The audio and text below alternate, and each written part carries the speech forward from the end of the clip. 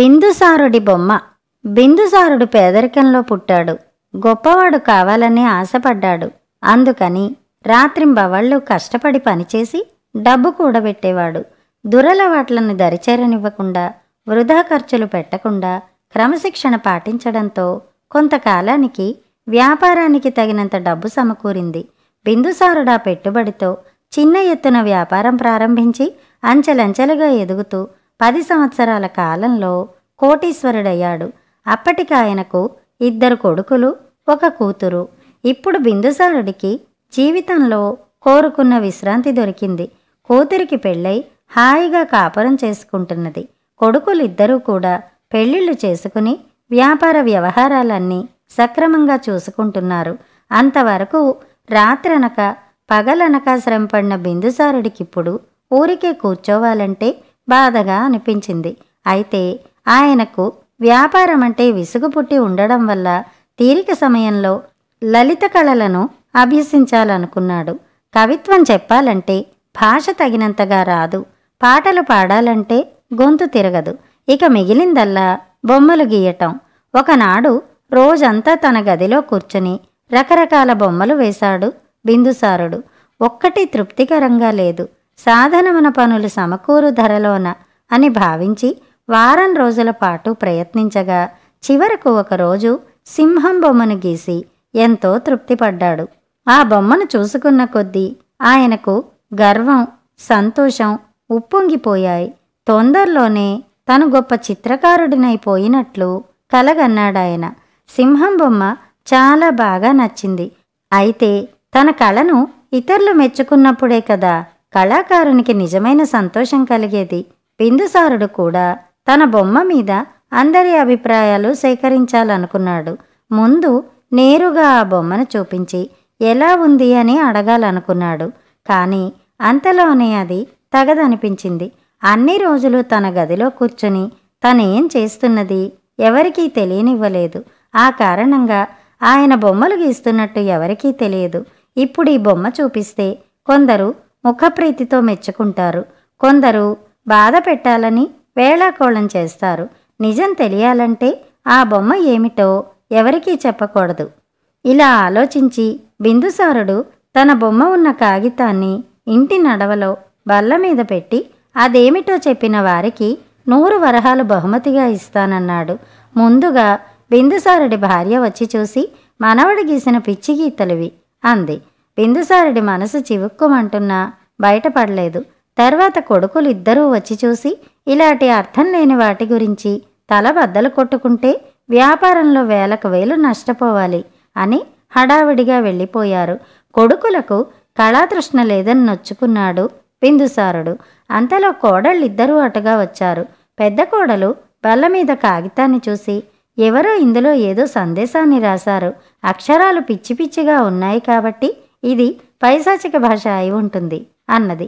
చిన్న కోడలు తల అడ్డంగా ఊపి, పెద్దదానివైనా నీకు బొత్తిగా బుర్రలేదు. కాగితం మీద రంగులు వలికి అలా కనిపిస్తోంది, కానీ ఇది భాష కాదు, అవి అక్షరాలు కావు అంటూ మామగారు మెచ్చుకుంటాడని ఆశగా చూసింది. బిందుసారుడు ఏడవలేక నవ్వుతూ, 100 వరహాల బహుమతిని పొందే యోగం నా కుటుంబ సభ్యులెవరికీ ఉన్నట్టు లేదు అన్నాడు. ఇంతలో 2 పనివాళ్ళు అలా వచ్చారు. మొదటివాడు ఆ కాగితాన్ని చూసి, ఇది విత్తనాలు పొట్లం కట్టిన కాగితమై ఉంటుంది, కొన్ని విత్తనాలు చిట్లి రంగులు ఏర్పడినట్టున్నాయి అన్నాడు. రెండో పనివాడు వెంటనే నవ్వి, నీ తెలివి తక్కువతనానికి నాకు నవ్వొస్తోంది, ఇది పొట్లం కట్టిన కాగితమైతే దీని మీద ఎక్కడా ముడతల్లేవే అని అడిగాడు. అది విన్న బిందుసారుడిలో కాస్త ఆశ చిగురించి, మీ ఇద్దరిలో నువ్వు కాస్త తెలివైన వాడిలా ఉన్నావు, అదేంటో నువ్వే చెప్పు అన్నాడు. ఆ పనివాడి ముఖం ఇంత అయ్యింది. ఈ మాత్రం చెప్పలేనా బాబయ్య? ఆ కాగితంలో విత్తనాలు పోసి కాసేపు ఉంచి తీసేశారు, పొట్లం కట్టలేదంతే అన్నాడు.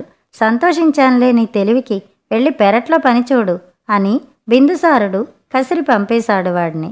2 పనివాళ్ళు అక్కడి నుంచి వెళ్ళిపోయాక ఆయన మనవడు 5 ఏళ్లవాడు అక్కడికి వచ్చి, తాతయ్య తాతయ్య, ఎవరో గాని చెట్టు బొమ్మని ఎంత బాగా గీశారో, ఈ బొమ్మ నాకివ్వవు అంటూ బొమ్మను చూసి మారం చేశాడు. బిందుసారుడికి పట్టరానంత ఆనందం కలిగింది. ఆయన మనవణ్ణి దగ్గరికి తీసుకుని, సింహాన్ని చెట్టంటే మాత్రం ఏ, అసలు ఈ కాగితం మీద గీతల్ని బొమ్మ అన్నది నువ్వొక్కడివే, అందుకే నీకు 100 వరహాలు బహుమతిగా ఇస్తున్నాను అంటూ వాడిని ముద్దులాడాడు. ఈ మాటలు వింటూ ఇంకా అక్కడే ఉన్న బిందుసారుడి భార్య, ఇద్దరు కోడళ్ళు కిలకిలమంటూ నవ్వారు. అసలు విషయం అర్థమై. కథ సమాప్తం. లోకభీతి, పాపభీతి.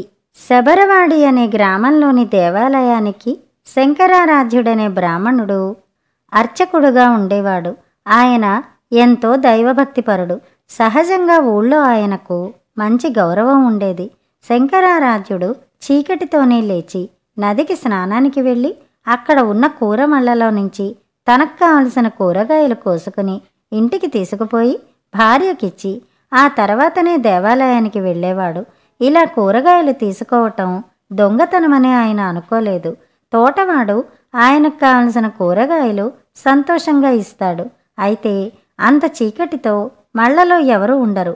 అందుచేత ఆయన ఆ కూరగాయలను అడిగి తీసుకునే అవకాశం లేదు. ఇదే చివరకు ప్రమాదంగా పరిణమించింది. కూరల తోటవాడికి తన తోటలో దొంగతనం జరుగుతున్నట్టు అనుమానం తగిలింది. వాడు ఒక రాత్రి తోటలో మాటు వేసుకు కూర్చున్నాడు.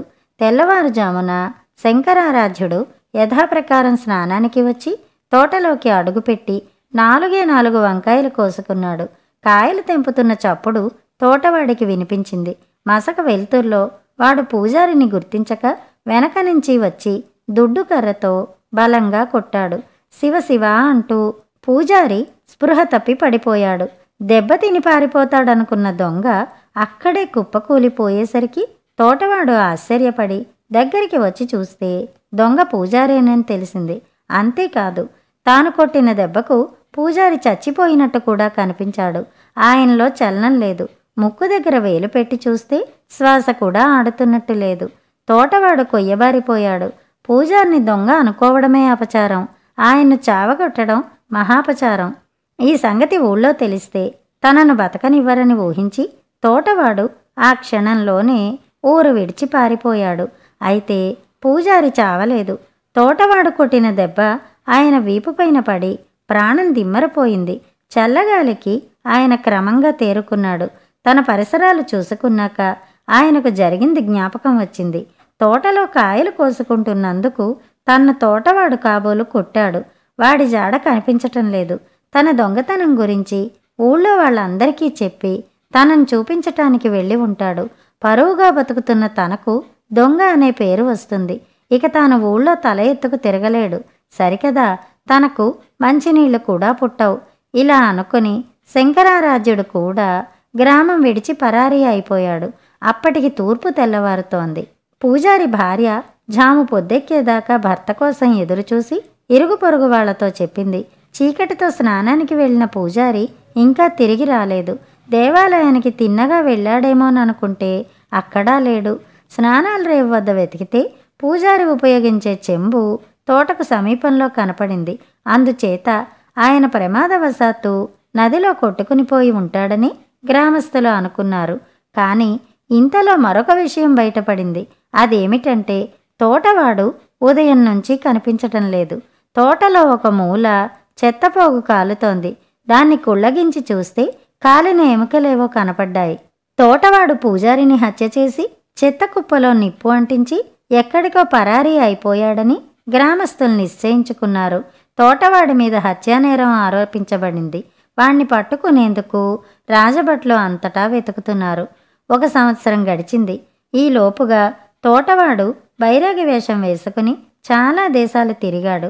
వాడికి తన పెళ్ళాం పిల్లల మీద గాలి మళ్ళింది.